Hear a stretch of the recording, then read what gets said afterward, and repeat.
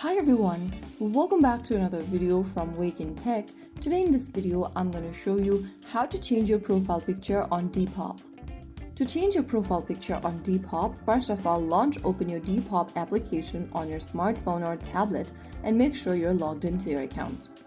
Once you're logged in, from the home page, go to the bottom right corner and tap on My Depop. After you're inside this page, go to the upper right corner and tap on the gear button. And now, this will open up the settings menu where you need to click profile.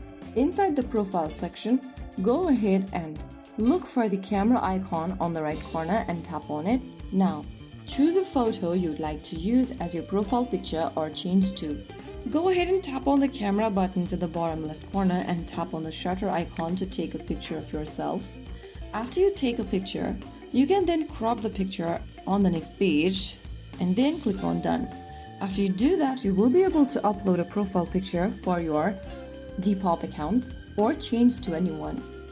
Finally, click the save button at the bottom to save the changes, and you have successfully uploaded or changed your profile picture on Depop. If you found the video helpful, don't forget to like, share and subscribe to our channel. I will be back again in the next episode. Thank you for watching.